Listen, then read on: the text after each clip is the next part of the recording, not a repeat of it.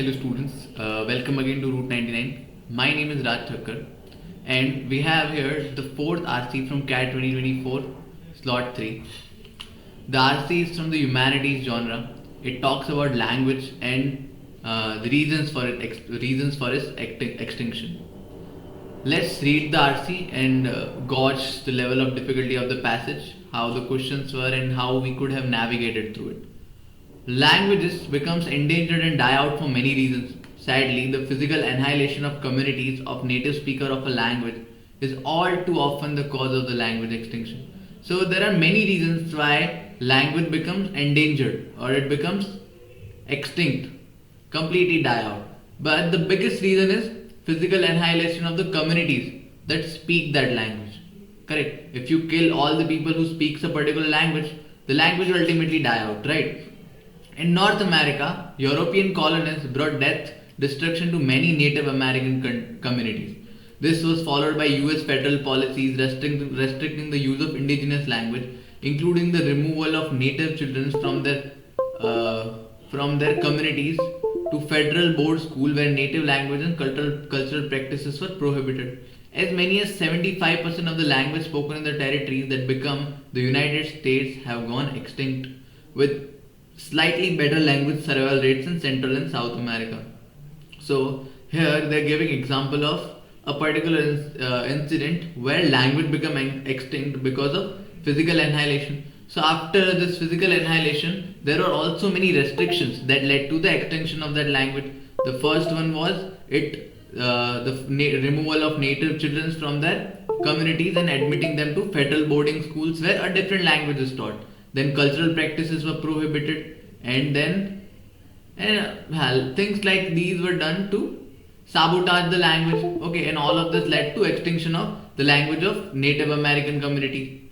And slowly, we cannot infer that from here, but I know that it slowly led to the rise of English as a global language. Okay, even without physical annihilation and prohibition against language use, the language of the dominant cultures may drive other languages into extinction. So, all the time, this physical annihilation is not the only reason. Sometimes, even without physical annihilation, the language gets extinct. Why? Because some language, some culture is very dominant that it may drive other language into extinction. For example, young people see education, job, culture and technology associated with dominant language and focus their attention on that language. So if you take the example of English, like all of us are learning English today. Why? Because it's the dominant language. If we learn English, it opens the doors of opportunities for us. So slowly and gradually people have stopped speaking Hindi and other languages. So English, the dominant language, is pushing Hindi and other languages into extinction. Right? That is what the author is saying, that all the time physical annihilation is not the only reason. Sometimes there are other reasons as well. The largest language killers are English, Spanish, Portuguese, French, Russian, Hindi and Chinese. So author is listing out the dominant languages. Okay, let me fix my pen first, guys. Sorry.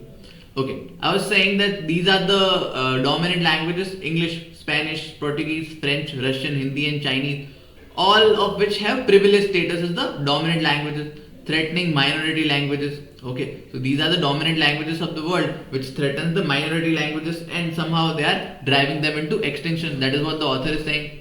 When we lose a language, we lose the worldview, culture and knowledge of the people who spoke it, constituting a loss of all humanity. So losing a language is not simply losing a language. When we lose a language, we lose the worldview, we lose the culture and the knowledge of the people who used to speak this language.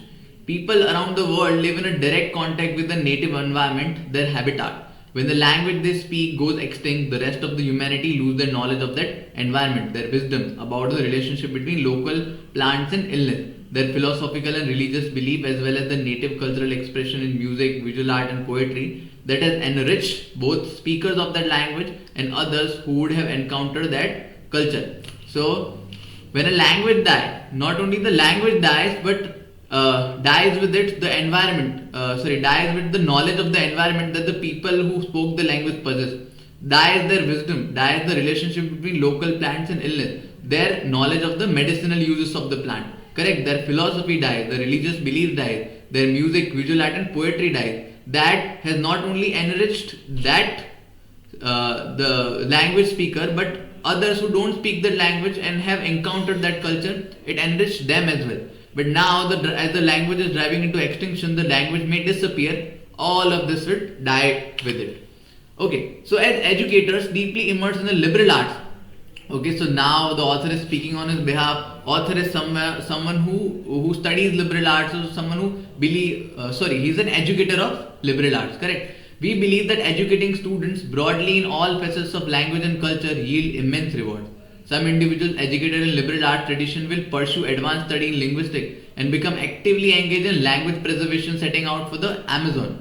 For example, with video recording equipment to interview the last surviving elders in the community to record and document the language spoken by no children. So the author is saying that as the educator of liberal art, he promotes students to study liberal art. What will happen what will happen to these students of liberal art? How it can support the preservance of our language? That it will yield immense rewards in the form of that some individual educated in liberal arts may go on to preserve language. They might take into what they will take. They will do activities such as going into the Amazon, the forest they're talking about, with video recording equipment and recording the last survivors of some particular language. That would lead to the preservation of the language, because that would be documented in the form of video. Correct. So the author is saying that studying teaching student liberal arts can yield immense rewards in the form of the preservation of a language. Certainly, though, the vast majority of students will not pursue this kind of activity. For these students, the liberal arts education is absolutely critical from the twin perspective of language extinction and global citizenship. So maybe not all of the students would do it. Not all of the students are going to pursue these activities, but there must be some students who would do it. But apart from this, a liberal art education is very important for a student, because it gives him or her a twin perspective.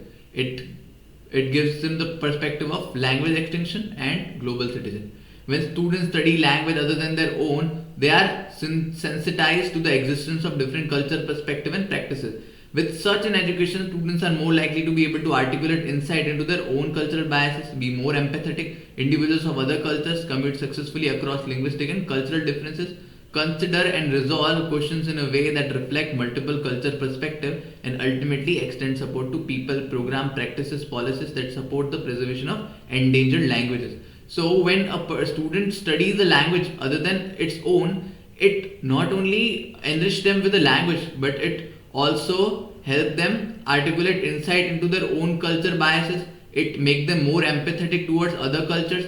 It helps them communicate successfully across linguistic. It removes the language barrier and cultural differences. Just because they know the language, they know the culture, they know the they have the linguistic capabilities to communicate. So it removes the linguistic and the cultural barrier. Consider and resolve questions that reflects multiple cultural perspective. It gives them multiple cultural perspective, and it make them empathetic enough that they can extend support to people, program and practices, policies that support preservation of endangered languages. There is ample evidence that such preservation can work in language spiraling towards extinction. For example, Navajo, Cree and Inuit community have established a school in which these languages are the languages of instruction, and the number of speakers of each has increased. So there is this particular initiative by Navajo, where they are Cree and Inuit communities, and they have established schools in which these languages are spoken. So which has increased the number of people who spoke those particular languages. Correct. So that was the RC, guys. Let's move on to the question. In the context of the passage, which one of the following hypothetical scenarios, if true, okay, what is wrong? Okay. In the context of the passage, which one of the following hypothetical scenarios, if true, is not an example of the kind of loss that occurs when a language becomes extinct? Okay, the Inuit of Alaska have 35 different words to describe a texture of snow. When the language becomes extinct, we will lose the understanding of nature. So we are looking for loss. What kind of loss occurs when a language dies? What author has mentioned? Is the loss of their knowledge, is the loss of their wisdom, and is the loss of their medicinal knowledge and their philosophy and religious belief, cultural expression. Correct. So we are going to look for anything that led to the loss of any of these. So losing this word about textures of snow would lead to lose of knowledge of their environment. So yes, if this is true, would be not an example. So this is an example. So this cannot be our option. We are looking for not an example. The Lamkangs of Manipur have only 3 remaining native speakers of the language. When they die, we will lose one more group from the government list of indigenous tribes. Has author ever mentioned anything about government list or losing them as a result of extinction of a language? So the answer is no. This is what we are looking for, not an example. This is the correct answer. Let's read the other option. The Nicobarese language describes 20 different moods of the ocean. By the time the last speaker is educated in a central board school, they will have forgotten the language. Again, loss of knowledge and loss of philosophical concept maybe. Correct. The Andamanese language has a word to describe someone who has lost a stepsister. When the language dies, we will lose the concept of the word and emotion it evokes. Again, some philosophy is dying, some wisdom is dying. So this is also an example, not our answer. Correct. Hence, correct option is second. The correct answer is second. The author believes that a liberal arts education combined with participation in language preservation empowers students in all the following way, except that they will establish schools to preserve language spiraling towards extinction.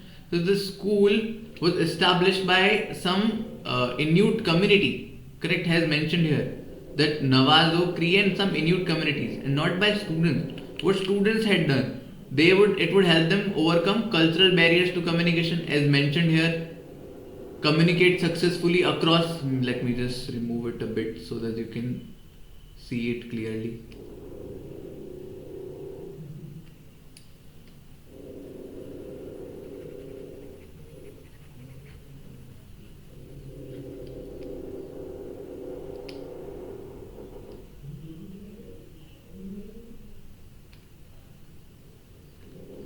So it helped them communicate successfully. It helped them communicate successfully across linguistic and cultural differences. This is given: overcome cultural barriers to communication, learn a different language, consider and resolve question.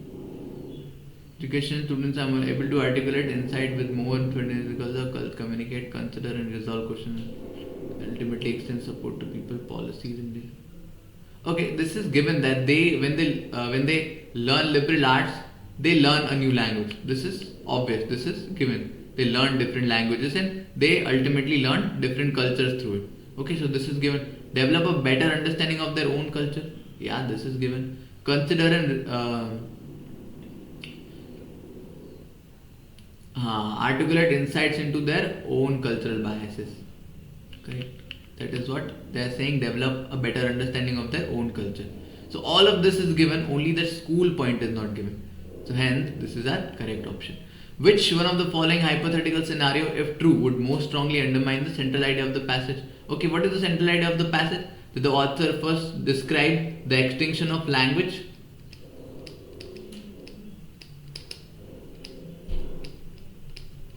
And he later on described that how liberal arts can help in the preservation of language. This is the equal to sign.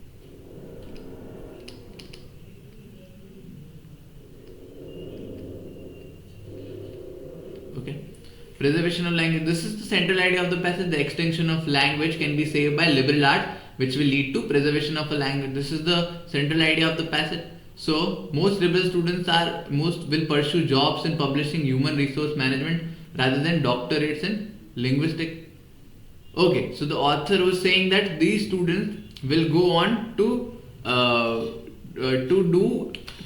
take initiative that will lead to language preservation. But if these students will go on to jobs in publishing and human resource management, how the argument of the author would stand true? And that is what we are looking for, a hypothetical scenario which, if true, would strongly undermine the central idea of the passage. And this is what exactly the option 1 is doing. That is why this is a correct option. Let's read the other option. A liberal arts education requires that in addition to being fluent in English, students gain fluency in 2 of the top 5 most languages spoken globally. Okay, let me just reconsider my answer. Okay.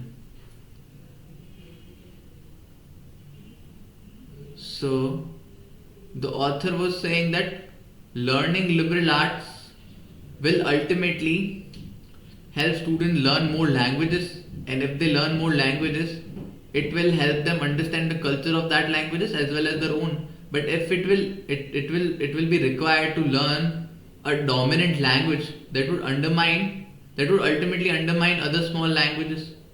Correct? And that actually was the main idea of the passage. This is contradicting the main idea better. Correct? The very basis of liberal education is at fault here. Correct? And hence second is the correct option, not the first one. Schools that teach endangered languages can preserve the language only for a generation. This was not the central idea of the passage. We are not talking about schools specifically here. And even if this is true, this does not contradict the arguments made in the passage. Recording a dying language that has only few remaining speakers freezes it in time. It stops evolving further. How does it matter if it stops evolving further? We are trying to preserve what is already there. We are not hoping for any evolution in the language or something. We are just trying to preserve the knowledge that already exists. So this is also very relevant. We had a difficult choice between first and 2, but the second contradicts the idea more than the first one. Hence second is our correct option. Let's look at the last question from the RC. It can be inferred from the passage that it is likely South America had slightly better language survival rate than North America for all of the following reasons, except not many native speakers were killed by European colonists. Locals were provided job opportunities in the colonial administration. The colonial government was unable to mainstream the locals. The European colonists allowed children of native speakers to stay with their families. So we are looking for reasons. We are looking for a sentence which is not the reason for South America's better performance in language survival rate. So let's go back to the passage. So the author says that US federal policies restricting, the United States have gone extinct with slightly better rate in Central South Africa. So if you start reading from here, this was followed by US federal policies restricting use of indigenous languages, including the removal of native children from the communities to federal boarding school. Language and practices were prohibited. So if this part of America had better survival rate of language, then there must not have been these 3 reasons. First, admitting children in different schools, forcing that language. This wouldn't have been there. That is why the language survived better. Then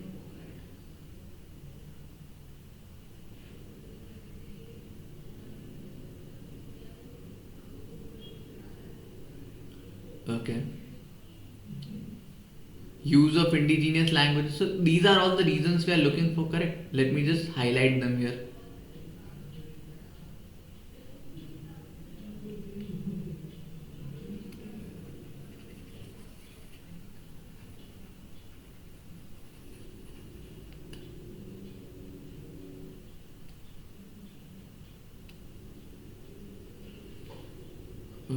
Restricting the use of indigenous languages, removal of children from the native communities to federal boarding schools.